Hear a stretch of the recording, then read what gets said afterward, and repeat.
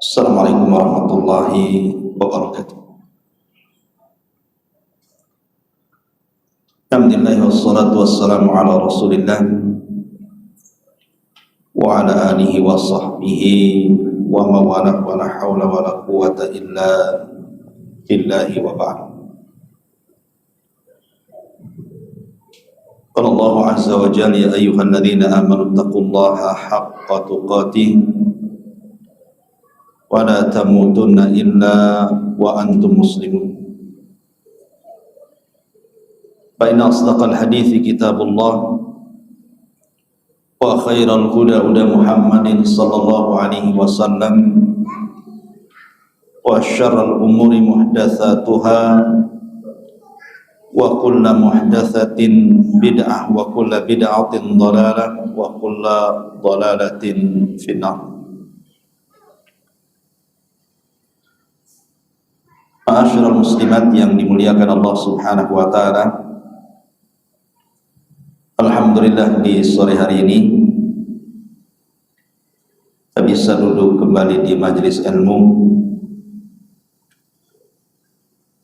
Salawat dan juga salam hadiahkan kepada Rasul kita Nabi besar Muhammad sallallahu alaihi wasallam.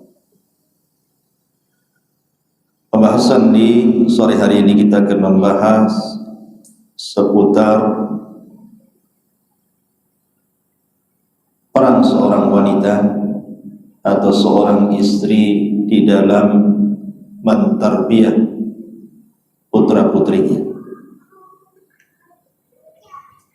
Di dalam sebuah hadis Nabi sallallahu alaihi wasallam mengatakan, "Idza mata ibnu Adam in qata'a 'amaluhu illa min thalathin. Sadaqatin jariyatin aw ilmin yuntafa'u bihi aw waladin salihin yad'u lahu." Apabila anak Adam meninggal dunia, tidak ada yang dibawa ke kuburannya kecuali 3 perkara. Sedekah yang mengalir, maksudnya wakaf. Ilmu yang diajarkan kemudian bermanfaat untuk diri dan orang lain. Kemudian anak yang saleh yang akan mendoakan orang tuanya. Dari sini kita tahu bahwa anak itu nikmat yang harus disyukuri setiap orang tua. Karena anak sendiri bisa menyelamatkan orang tuanya apabila orang tuanya berhajat pertolongan kelak pada hari kiamat. Anak yang soleh itu bisa menjadi syafaat bagi orang tuanya. Sebab itulah maka pendidikan dalam Islam ini sangat penting, terutama untuk anak-anak. Dan salah satu yang sangat berperan dalam pendidikan anak itu adalah kalangan ibu-ibu. Karena bapak ini biasanya sibuk kerja, jadi kesehariannya anak itu lebih banyak dengan ibundanya dibandingkan dengan ayahandanya. Dan seorang ibu lebih mudah mempengaruhi anaknya dibandingkan ayahandanya. Makanya ada istilah al-ummu madrasatul aulad. Ibu-ibu itu adalah madrasah bagi anak-anaknya.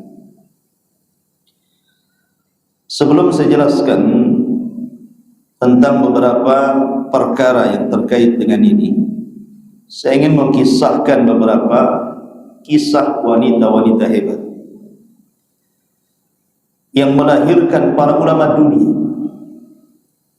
para pemimpin dunia. Itu disebabkan peran seorang ibu yang sangat hebat di dalam mendidiknya. Ini sebagai motivasi, karena bagaimanapun kisah-kisah salaf itu, kata Sufyan Ats-Tsauri rahimahullahu taala, jundun min junudillah. Dia adalah tentara dari tentara Allah yang bisa membangkitkan kita sehingga kita meniru mereka. Siapa mereka? Wanita-wanita hebat yang mengukir sejarah mampu melahirkan anak-anak yang terkenal secara keilmuan di dunia. Ma'asyiral muslimat yang dimuliakan Allah Azza wa Jalla, sebut saja Al-Imam Ahmad ibn Hanbal rahimahullah ta'ala. Siapa yang tidak kenal Imam Ahmad? Imam yang mendapatkan gelar Imam Ahli Sunnah wal Jamaah. Kalau gelarnya Imam Syafi'i, Imam Nasirus Sunnah.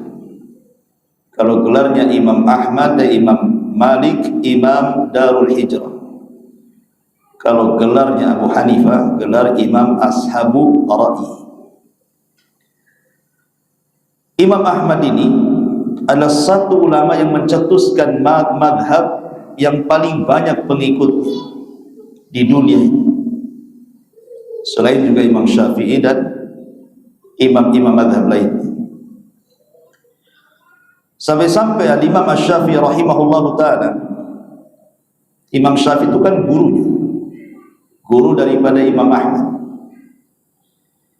Dia mengatakan, kharajtu min Baghdad wa ma khallaftu biha ahadan awra wala atqa wala afqah min Ahmad ibn Hanbal.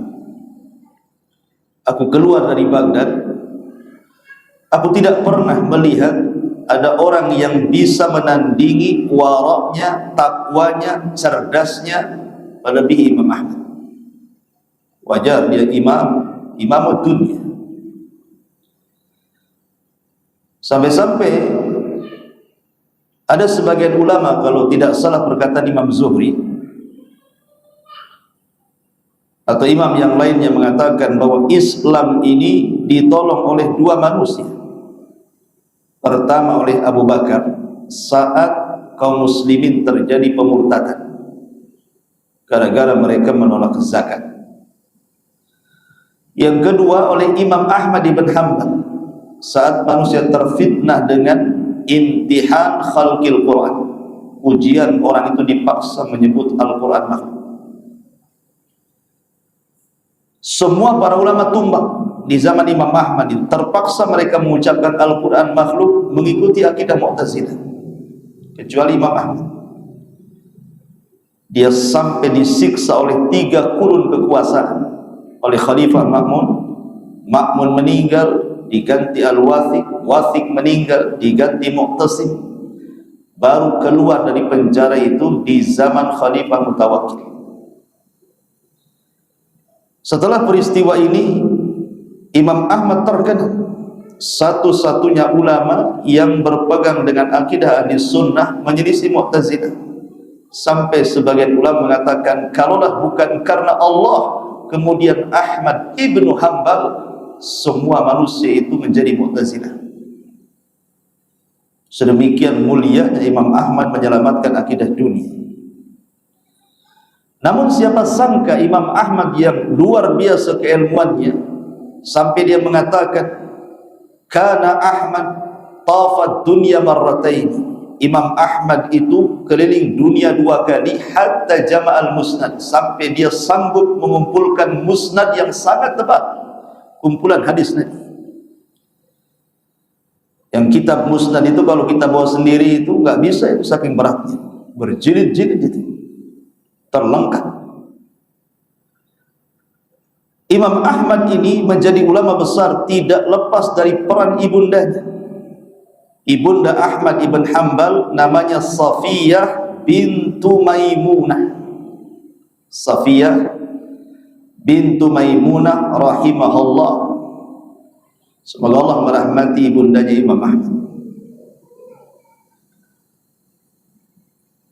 Imam Ahmad ini terlahir yatim, sehingga yang merawat sepanjang kecilnya itu sampai jadi dewasa itu ibundanya. Sampai Imam Ahmad menceritakan sendiri kisahnya. Apa kata Imam Ahmad? Dia mengatakan, hafadhatni ummil Qur'an, hafadhatni ummil Qur'an wa umri 10 sanawat. Yang membuat hafal Quran itu yang mengajarkan ibuku sendiri. Jadi Imam Ahmad hafal Quran itu di tangan ibundanya. Kalau sekarang anak-anak kita hafal Quran itu di pondok, orang pondok yang buat orang hafal Quran anak-anak kita. Sedikit sekali di zaman sekarang ini ada ibu mengajarkan anaknya Quran sampai khatam Quran, sampai hafal Quran. Hampir nyaris tidak terdengar. Ternyata anak-anak hafal Quran di pesantren, bukan ibundanya. Lah Imam Ahmad menceritakan yang menjadikan aku hafal Quran itu ibuku. Di usia ketika itu 10 tahun. 10 tahun belum balik. Nah baliknya anak laki-laki itu 15 tahun. Imam Ahmad sudah hafal Quran di tangan ibundanya. Kemudian dia mengatakan fahafidtu kitab Allah. Aku pun menghafal Al-Quran fi sadri, di dada. Wa kanat ummi talbasunil libas, dan ibuku selalu memakaikan pakaian yang indah kepadaku. Wa tuqiduni, bahkan selalu membangunkan diriku tengah malam. Wa tahmilil ma qabla salatil fajr, supaya aku tidak kedinginan, ibuku memanaskan air untuk mandi sebelum salat fajar. Wa ana ibnu asyra sanawat, ketika itu aku berusia 10 tahun. Nah, luar biasa. Kira-kira ibu-ibu kayak gini enggak? Anaknya dibangunkan di sepertiga malam, disuruh mandi, siap-siap salat fajar. Saya kira enggak, karena ibunya pun tidak bangun. Bagaimana mau bangunkan anaknya ya? Ibunya pun tidak bangun. Bangunnya itu kalau sudah ada azan. Tapi lihat ibundanya Imam Ahmad itu luar biasa, punya hamas, semangat luar biasa mendidik Imam Ahmad ibn Hanbal. Dan ini pahala jariah. Minimalnya lah pula, kalau memang tidak bisa menjadikan anak kita hafal Quran di tangan ibu, surat-surat yang penting saja ibu ajarkan. Seperti Al-Fatihah, itu surat wajib, karena nanti setiap sholat wajib dibaca masalahnya. Jadi kalau bisa Al-Fatihah itu jangan hafal dari guru TK, kalau bisa ibu yang ajarkan, supaya ketika dia sholat dan baca Al-Fatihah, ibu dapat pahalanya, karena surat itu dibaca terus tuh. Kalau dia sholat 5 waktu, berarti 17 kali dia baca Al-Fatihah, belum lagi ditambah sholat sunnahnya lagi, maka akan mengalir pahalanya. Karena Rasul SAW yang mengatakan, man sanna fil Islam sunnatan hasanatan falahu ajruha wa ajru man amila ba'dahu la yanqusu min aw min ujurihim syai'an. Siapa yang berikan contoh terbaik diikuti pula sama orang, maka yang memberi contoh dapat pahala, dan pahala orang yang mencontohnya tanpa mengurangi pahala mereka sedikit. Makanya nasihat bu, jadi yang penting-pentinglah, kalau ibu tidak bisa ngajarkan, yang wajib-wajib saja, seperti sholat, kalau bisa ibu yang ngajarkan, jangan gurunya. Bacaan-bacaan sholat apa saja ajarkan. Kalaupun nanti di sekolah itu hanya menyempurnakan saja yang wajib-wajib. Ngajari puasa supaya mengalir terus pahalanya. Itu yang dilakukan ibundanya Imam Ahmad ibnu Hanbal rahimahullahu ta'ala.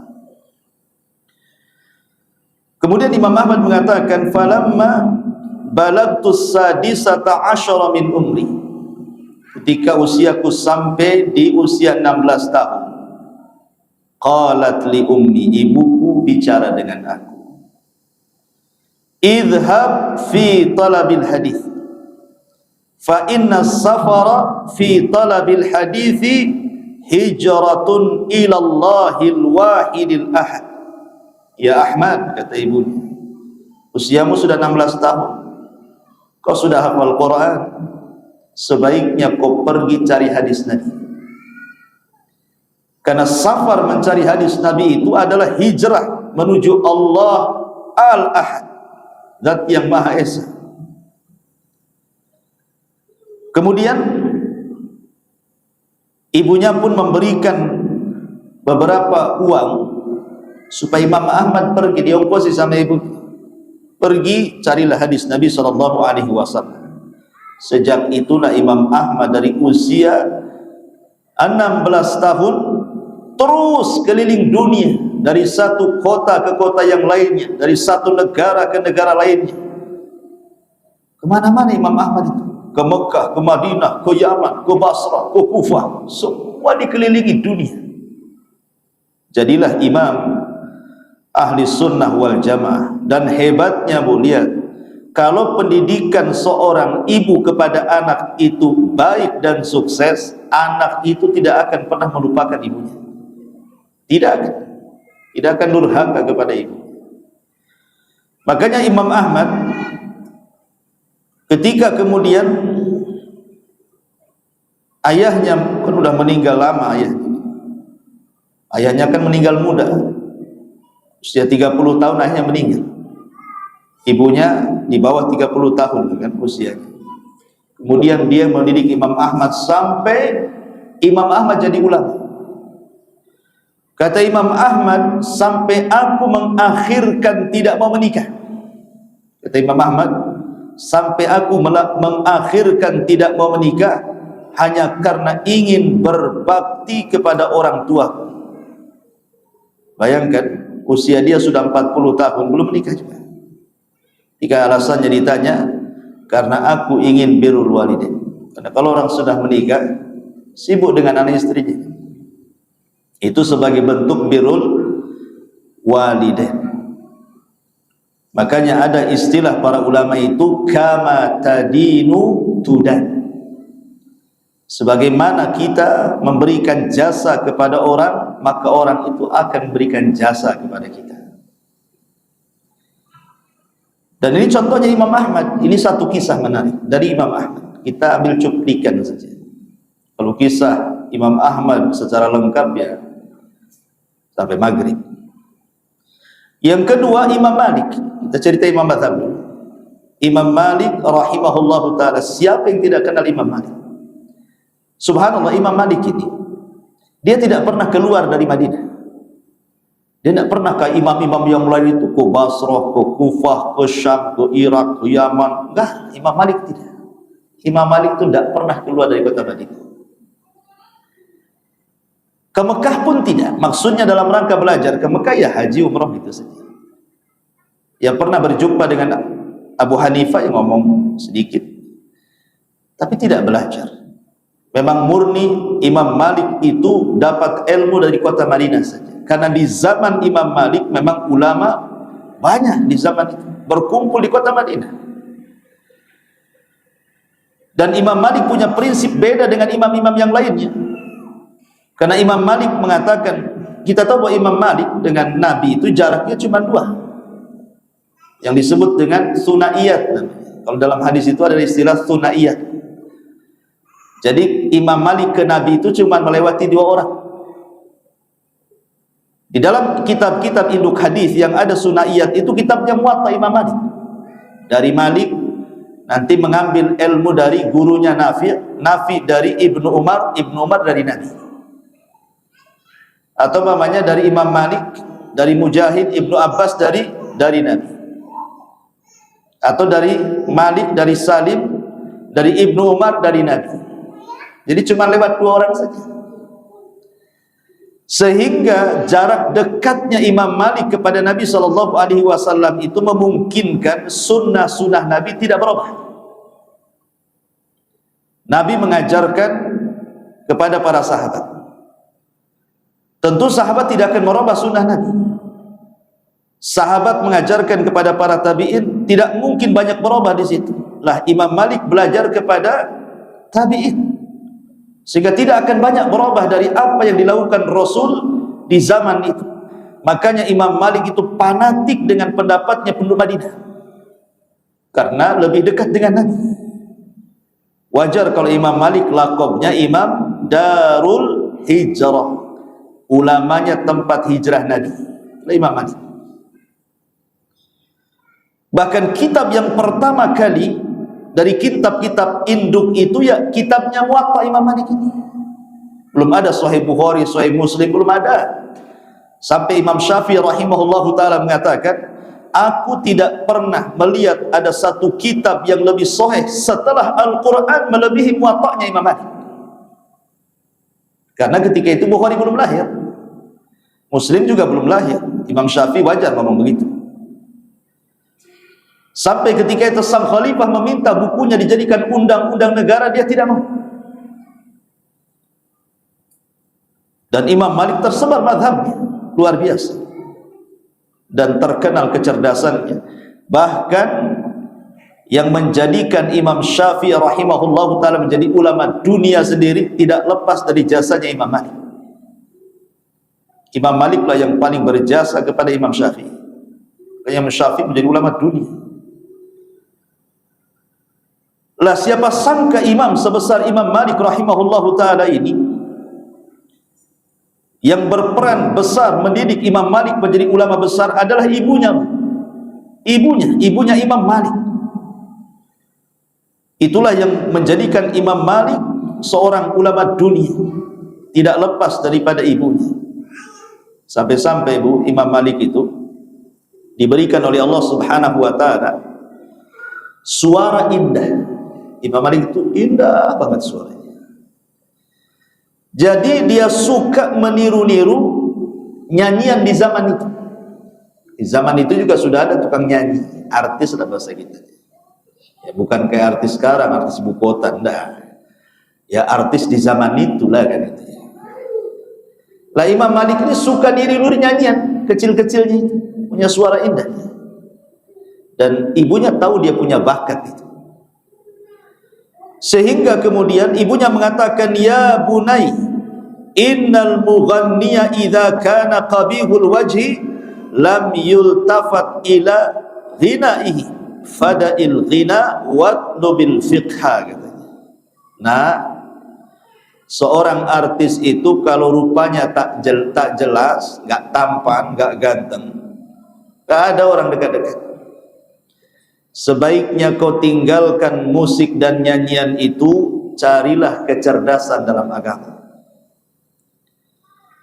Itu pesan ibunya. Tinggalkan itu. Nah, ibu kasih motivasi anaknya kayak gitu. Ngapain kamu itu dengar-dengar musik? Nah, gak ada manfaatnya. Gak jadi juga artis. Kayak macam kau ini tak pantas jadi artis. Jadi ustaz aja lah, atau ustazah gitu. Jadi kasih motivasi sejak kecil itu, supaya motivasi ini tertanam di benak anak itu, sehingga anak itu akan tertancap kalimat ibunya, sehingga itu yang dicita-citakan. Makanya penting memberikan motivasi sejak kecil itu. Kayak ibunya ini kan ngasih motivasi kepada Imam Malik rahimahullahu ta'ala. Bahkan bukan hanya itu saja, ibunya sampai tafaul. Tafaul itu apa, Bu? Tafaul itu doa harapan. Namanya tafaul itu ya. Tapi dalam bentuk perbuatan. Jadi ibunya itu beli pakaian kebesaran para ulama. Ya, kalau di Saudi itu kan kalau ulama kan baju khusus tuh. Ya kan, ada jubah khusus ya, yang hanya dipakai oleh para mutawwi' lah istilahnya, orang-orang saleh gitu. Ibunya membelikan pakaian yang biasa dipakai oleh para ulama. Macam mana bentuknya? Dijahit, dibentuk kayak ulama persis. Jadi kecil-kecil Imam Malik itu dipakaikan tuh pakaian itu, kemudian ditaruh imamah di kepalanya gitu ya. Supaya apa? Coba ibunya gini, supaya otaknya Imam Malik ini dia akan terfokus dengan menggunakan pakaian-pakaian seperti itu, punya cita-cita seperti ulama. Sama lah kayak orang sekarang ini, kalau dia seorang polisi, anaknya pasti dicarikan baju polisi. Nah, nanti kamu jadi abi nih, gitu ya. Kalau dokter ya dibelikan baju-baju dokter, ya kan, sama alat-alatnya. Seperti itu ibunya tuh ngasih motivasi, tafaul namanya. Kemudian ibunya mengatakan kepada Imam Malik rahimahullahu ta'ala, idhab ila Rabi'at ar-Ra'i, sebaiknya kau pergi kepada Rabi'ah ar-Ra'i. Ada seorang alim besar di Madinah di zaman itu, namanya Rabi'atul Ra'i. Itulah guru pertama Imam Malik. Pergi kepada Rabi'ah, belajar pun di situ. Yang lebih hebat lagi, ini nasihatnya nih Bu, dengar. Kata ibunya kepada Imam Malik, ta'allamul adab, ta'allam al-adaba qabla al-ilm. Malik, kau datang kepada Rabi'ah, belajar adab dulu sebelum ilmu. Penting, belajar adab sebelum ilmu. Karena adab dibandingkan dengan ilmu itu 2/3 daripada ilmu. Jadi ilmu itu 1/3 saja sebenarnya. Adab itu 2/3. Karena adab ini kalau terbentuk dalam diri seorang anak, tidak usah disuruh-suruh. Sholat nak, tidak perlu sholat sendiri dia. Puasa nak, puasa sendiri. Makan dengan tangan kan, makan dengan tangan sendiri. Tidak perlu disuruh-suruh tuh kalau sudah beradab berakhlak. Yang disuruh-suruh itu karena nggak punya akhlak, anak nggak beradab sama orang tuanya, makanya capeklah orang tuanya nyuruh-nyuruh tuh. Sehingga kalau 2/3 adab itu sudah tertanam pada anak itu, ibu tidak capek lagi didik anak itu. Coba lihat banyak wanita yang stres, ibu-ibu yang stres itu gara-gara apa? Anaknya suul adab, buruk adab, sama orang tuanya melawan, masalah di luar gitu, nongkrong aja kerjanya. Subhanallah. Anak-anak apalagi zaman sekarang, geng-gengan, geng motor lagi anak-anak sekarang. Nah, di sini ibunya Imam Malik mengarahkan kepada Imam Malik belajar adab sebelum belajar ilmu. Adab ini yang mempengaruhi ilmu. Subhanallah. Dengan berjalannya waktu, Imam Malik pun kemudian belajar kepada para ulama yang ada di kota Madinah. Belakangan dia menjadi ulama dunia.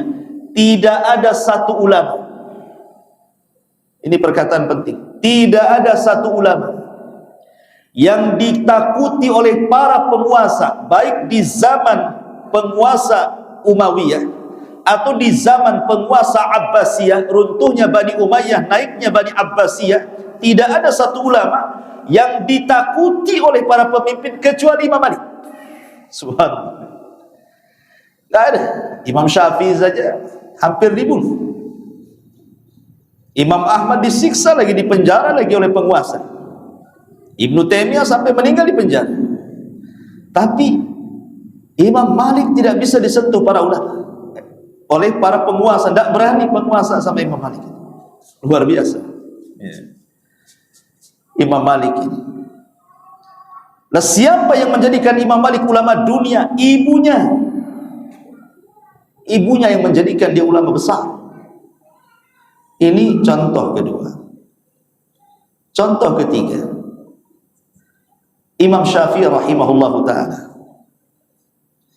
Imam Syafi'i rahimahullahu ta'ala, dia lahir di Gaza. Jadi keluarganya orang Mekah.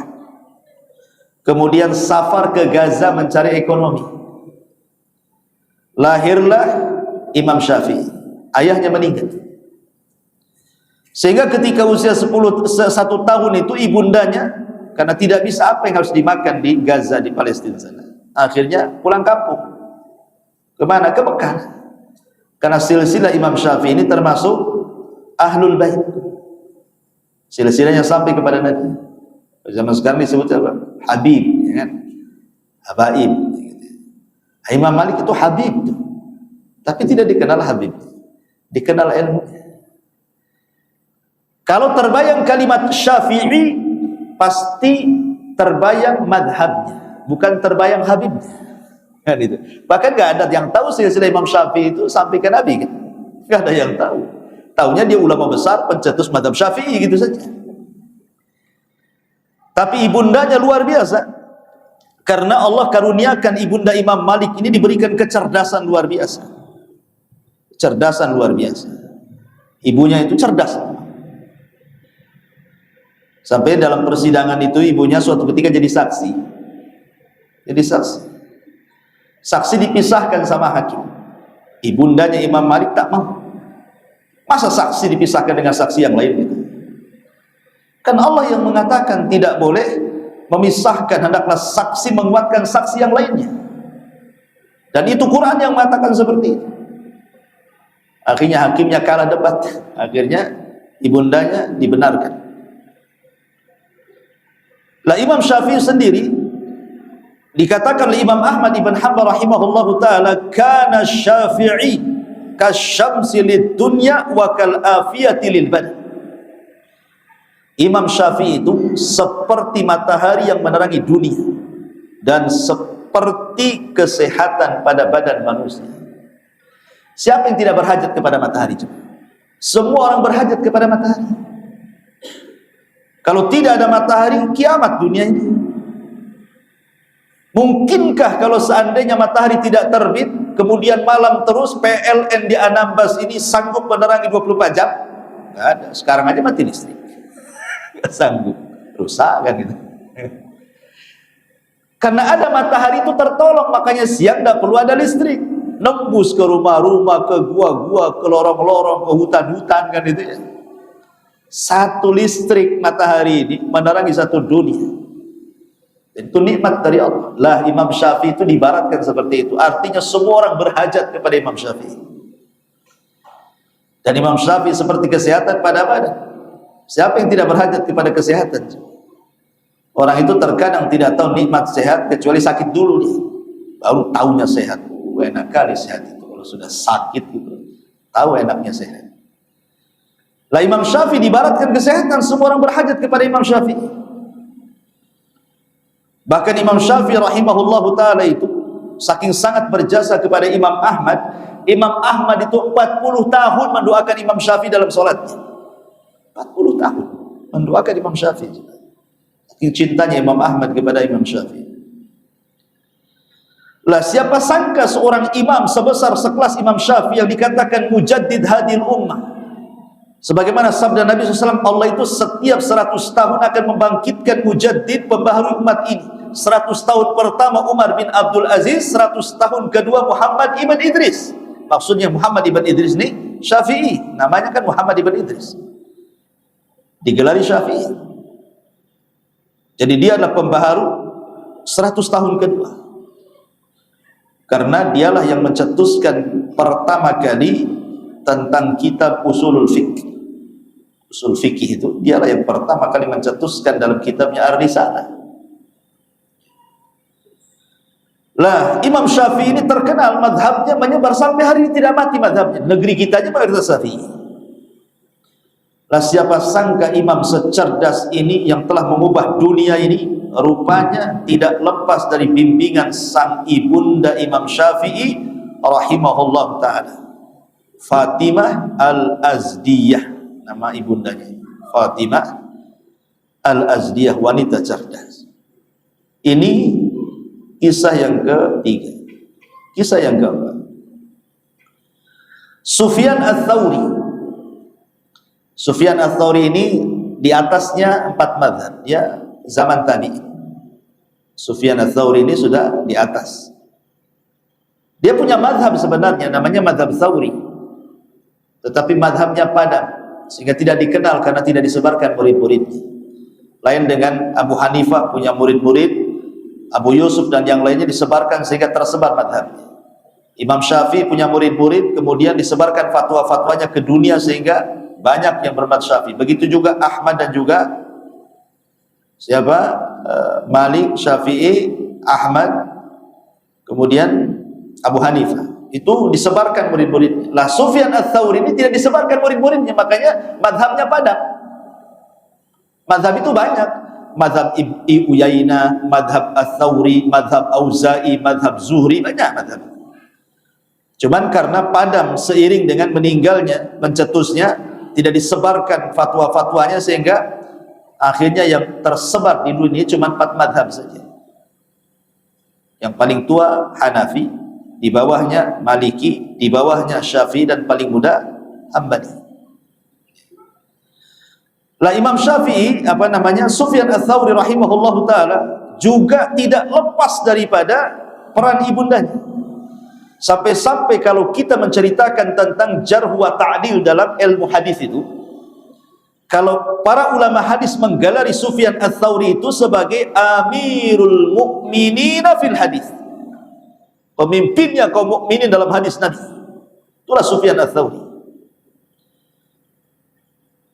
Sufyan Ats-Tsauri ini tidak lepas daripada Ummu Salih, ibundanya yang saleh, yang mentarbiyah dengan kemampuannya. Dia bukan orang kaya, tapi ibundanya ketika sudah yatim tu Sufyan Ats-Tsauri, dia berusaha bekerja. Murni hasil pekerjaannya itu hanya untuk membiayai anaknya Sufyan Ats-Tsauri, supaya kerja ke sana kemari, subur belajar ke sana kemari, sampai suatu hari ibundanya mengatakan, "Ya bunai, idza katabta asyrata ahrufin fanzur hal tara fi nafsika ziyada fi khasyatika wa hilmika wa waqarika, fa in lam tara dhalik fa'lam annaha tadurruka wa la tanfa'u." Tsauri, kata ibunya, apabila engkau menulis sebuah nasihat 10 huruf, lihat pada dirimu, nasihat itu menambah takut, menambah perasaan lembut, menambah ketenangan atau tidak. Kalau tidak, maka nasihat itu justru memadaratkan kamu dan tidak memanfaatkan bagi. Seolah-olah ibunya mengatakan, kamu kalau belajar sungguh-sungguh, dengerin ustadznya, dengerin syekhnya, ambil manfaatnya. Itu motivasi. Ya, kalau orang dulu kan, saya pernah mengalami waktu kecil-kecil dulu itu. Kita saja mau ngaji di langgar itu, di musola itu, diantar sama orang tuanya, ngomong sama Pak Kiainya, ajari anak saya Quran.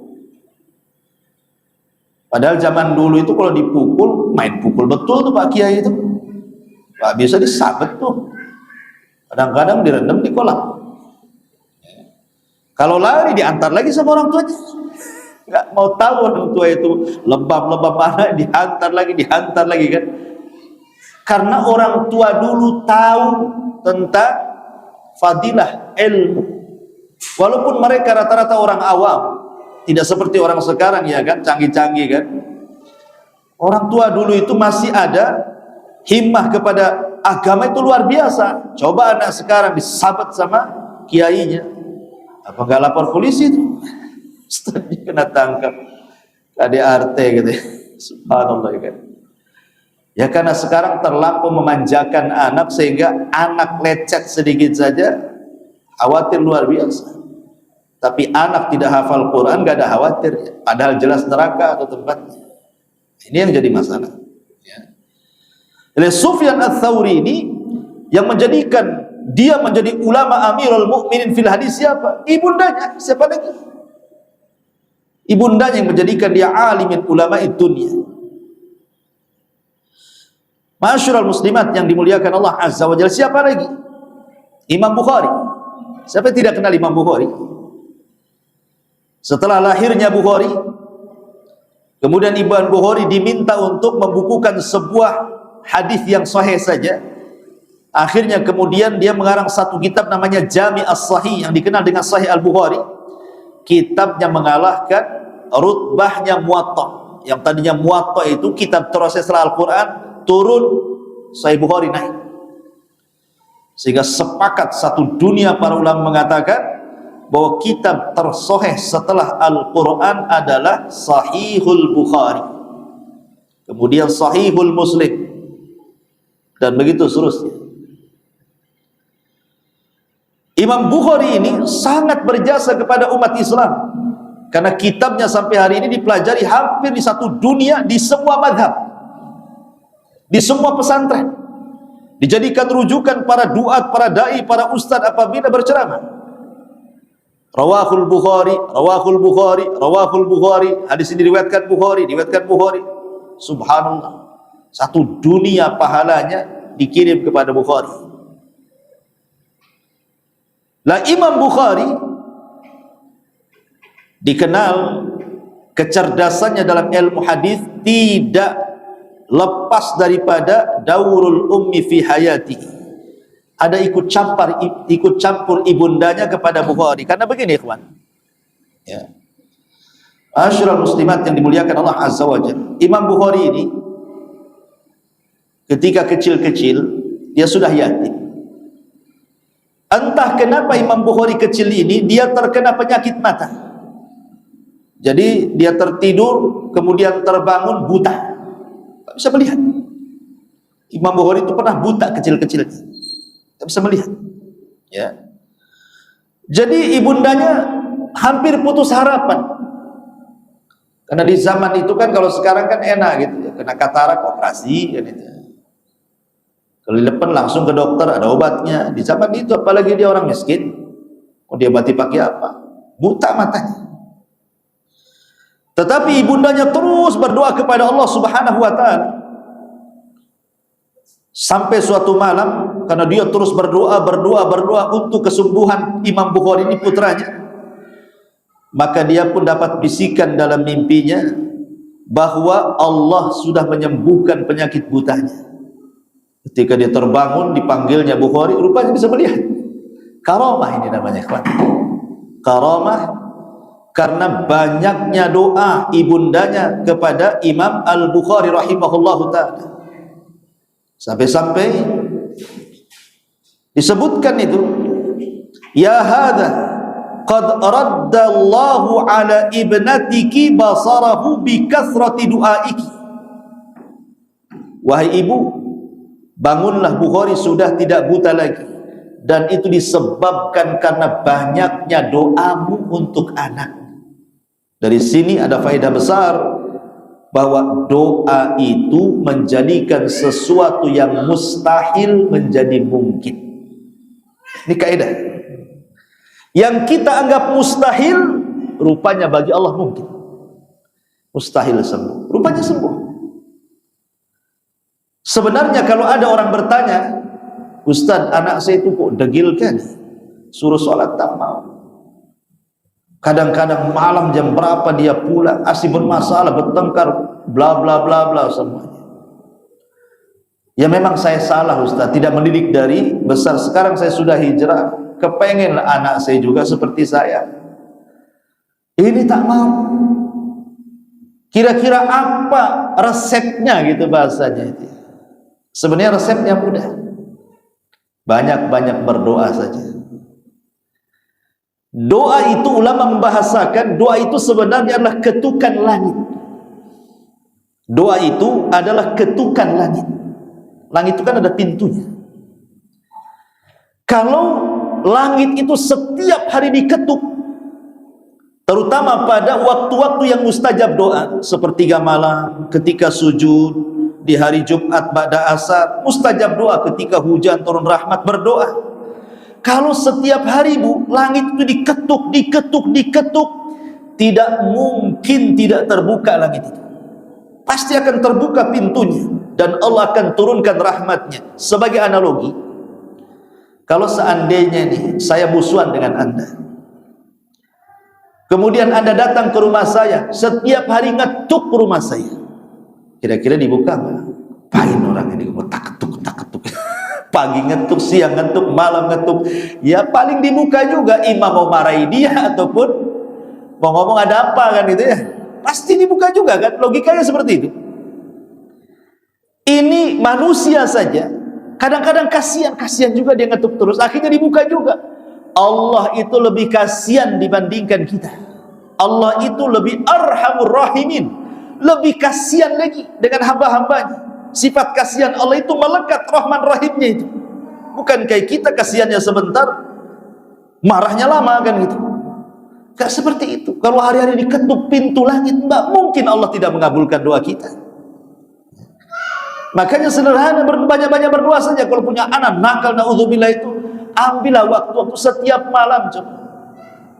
Sepertiga malam itu ketuk terus pintu langit itu. Tidak mungkin Allah tidak menurunkan rahmatnya, mustahil. Kemudian ambil wasilah sebab, selain berdoa ya nasihati terus, jangan ada bosannya sampai dia berubah. Nanti juga ada waktunya berubah, tidak mungkin tidak berubah. Karena kita melibatkan Allah untuk memperbaikinya. Kalau Allah sudah terlibat, selesai semuanya. Masalah besar sebesar apapun yang dihadapi, kalau Allah ikut campur tangan dalam masalah itu, terurailah masalah. Tidak ada air keruh pasti jernih, tidak ada benang kusut pasti terurai. Yakin itu.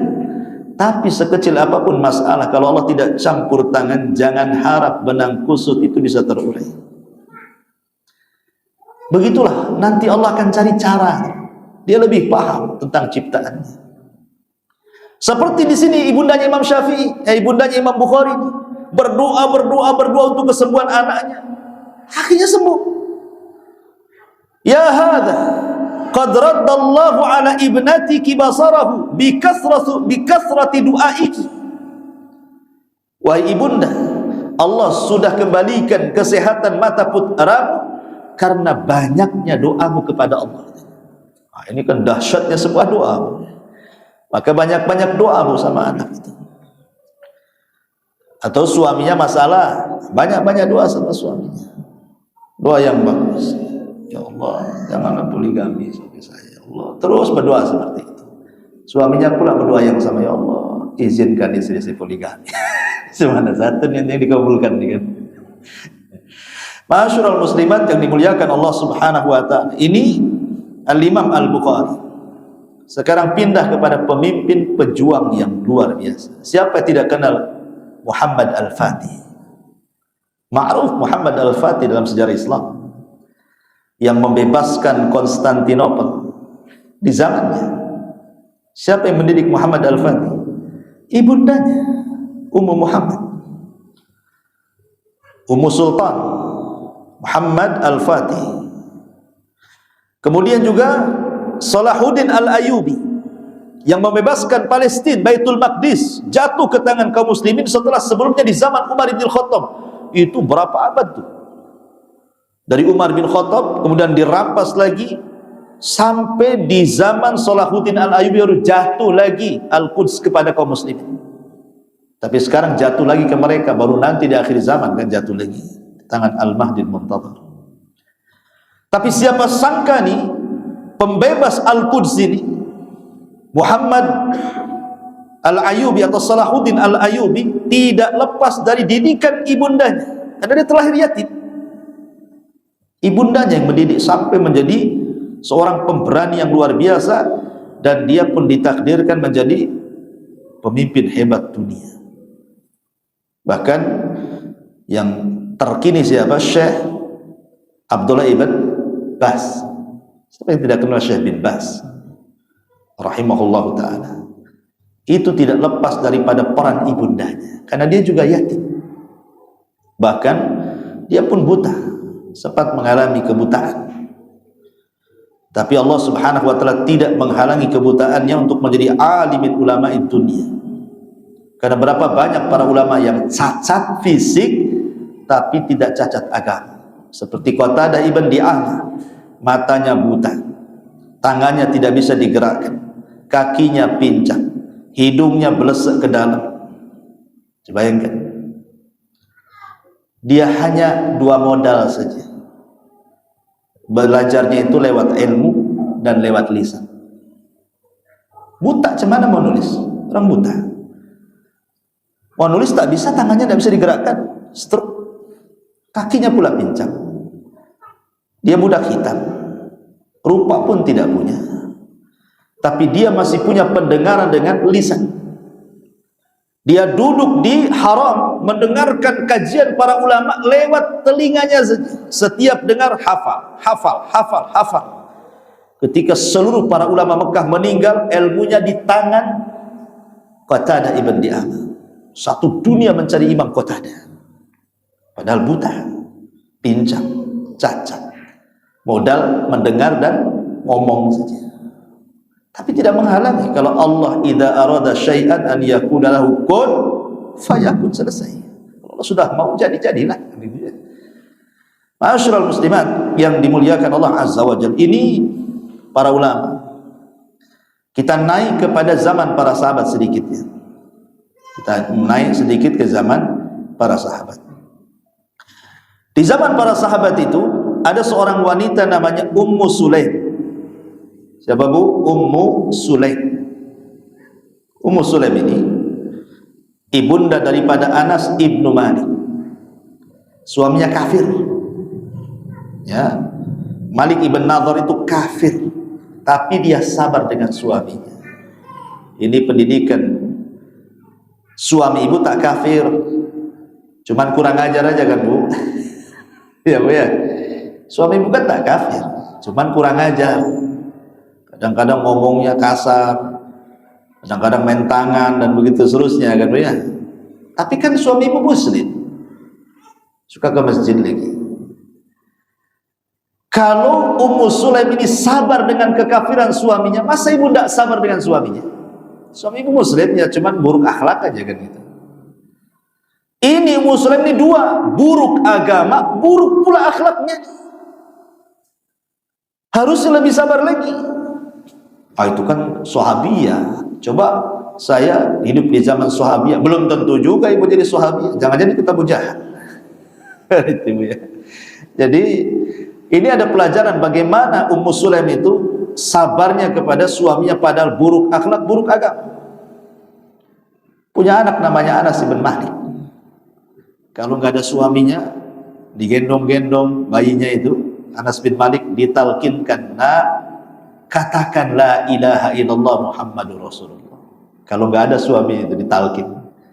Suatu hari ketahuan sama suaminya, langsung dimaki-maki. Kau merusak anakku katanya. Maka dia diam. Nanti suaminya pergi, ditalkin lagi. Subhanallah. Dia mencari waktu. Itulah pandainya manajemen rumah tangga. Cari waktu-waktu luang ketika nggak ada suami, dia didik anaknya. Sampai akhirnya suaminya qadarullah safar untuk berniaga, karena kebiasaan orang Mekah kan safar bu ya, ke Syam, ke Yaman untuk berniaga. Allah takdirkan meninggal di tengah jalan. Jadilah dia janda dan anaknya Anas ibn Malik yatim.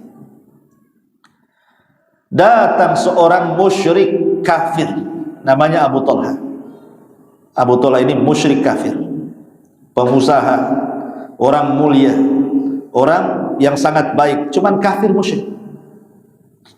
Tertarik dengan Ummu Sulaim, dia datang kepada Ummu Sulaim. Ya Ummu Sulaim, maukah kau menikah denganku? Kata Ummu Sulaim, ya Abu Talha, satu wanita Quraisy ini, semua wanita Quraisy ini, kalau kau lamar tidak ada yang bisa menolakmu. Kau ganteng, kau gagah, kau kaya, kau dermawan, kau mulia.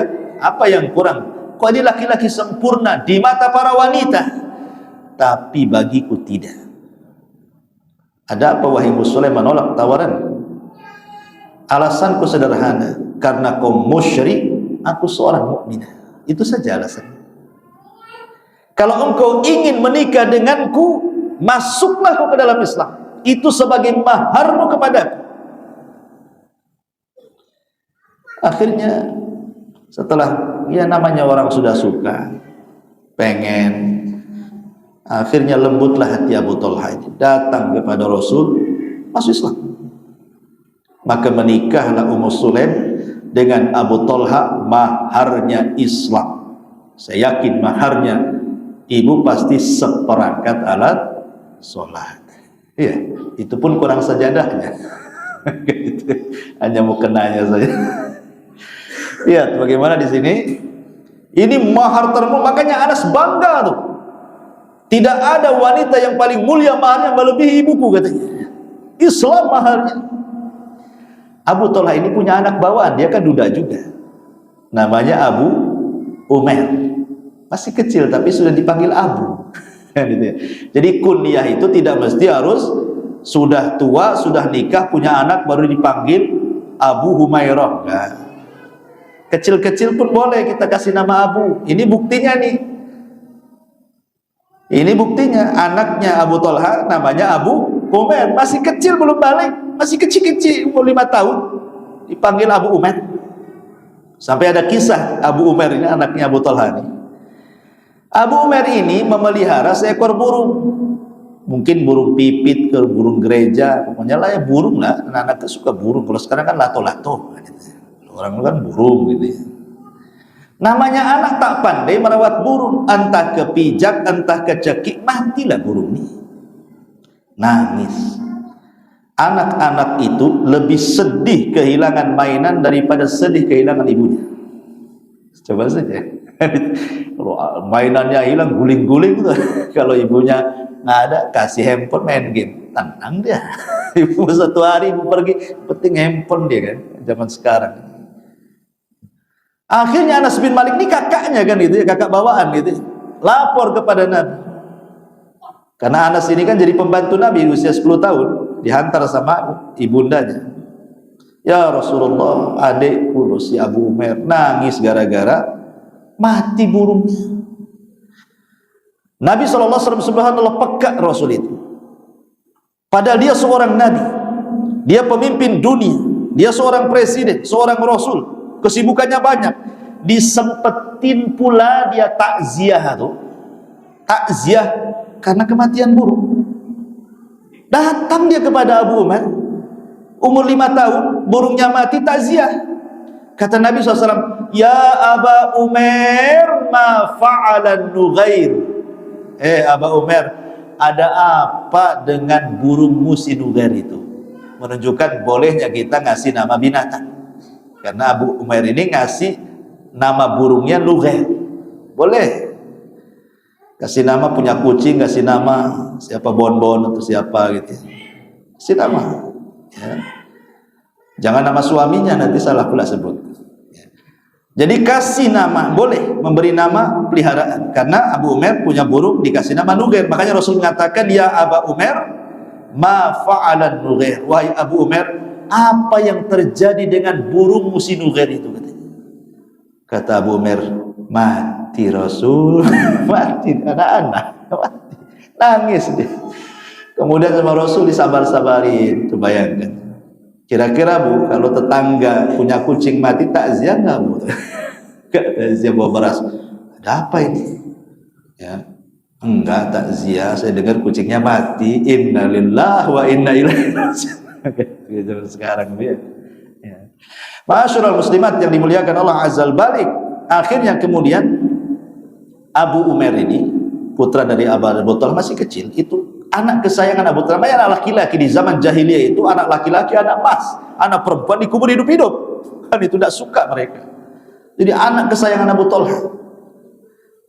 Satu ketika sakitlah Abu Umair ini, sedih Abu Talha ini, karena anak satu-satunya dari istri pertamanya sakit. Kemudian dia safar, karena harus mencari nafkah seorang suami. Jadi yang merawat ini siapa? Istrinya lah yang baru, Ummu Sulaim.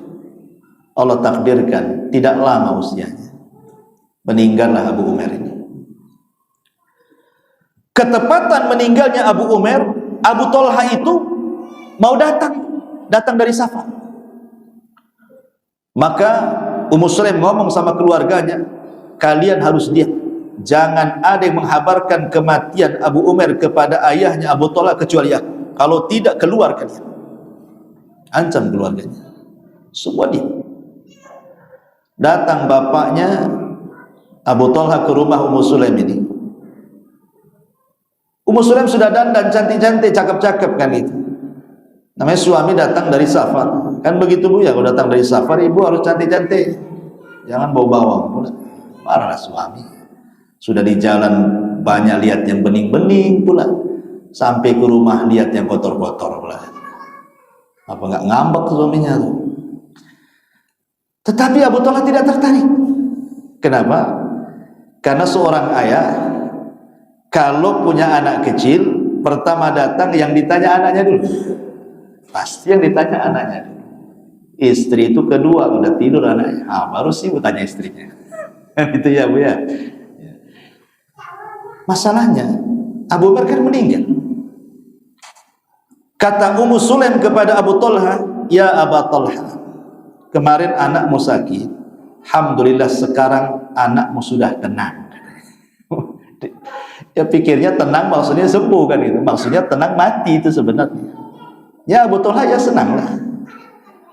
Ketika mendengar sembuh anaknya, senang dia, bangkit gairahnya, mau dia melayani istrinya Ummu Sulaim. Malam itulah menjadi malam terindah bagi Abu Talha dan Ummu Sulaim. Melakukan hubungan suami istri kan dari safar kan begitu biasanya laki-laki. Ya. Kemudian dia sudah menyediakan makanan kesukaan Abu Talha, makan kenyang malam itu. Kemudian setelah itu tidur nyenyak karena lelah.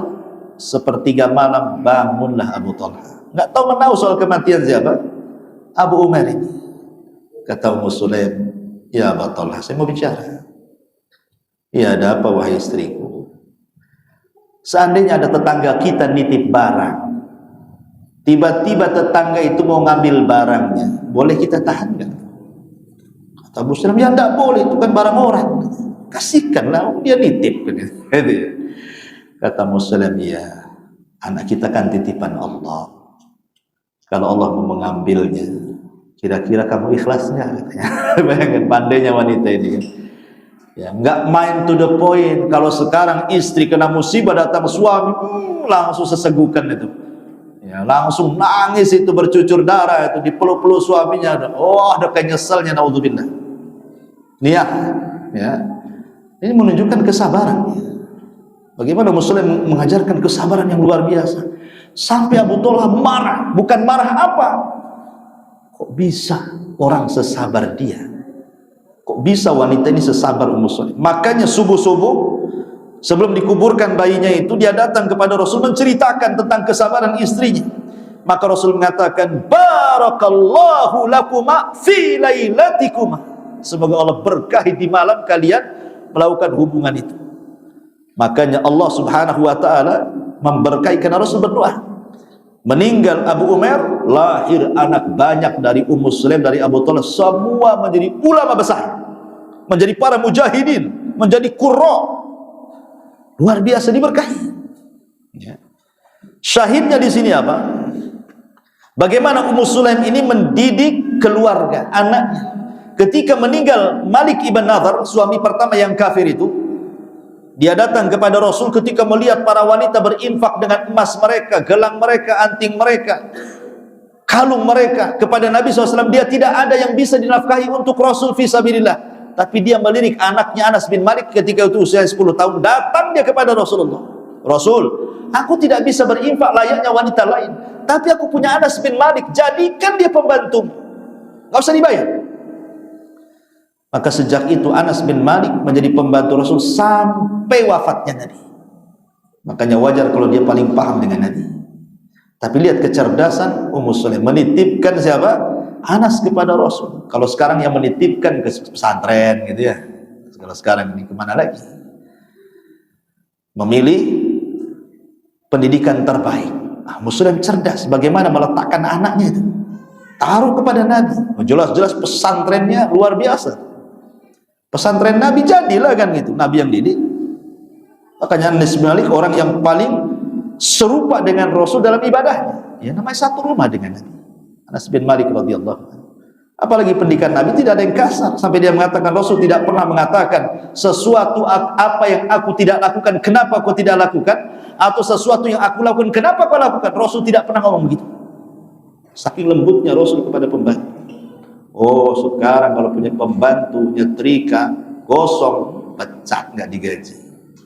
Dasar kau tak bisa kerja katanya. Kayak gitu ya. Atau diporsir tenaganya gitu ya. Gaji nggak seberapa, waktu pula dibanyak-banyakin.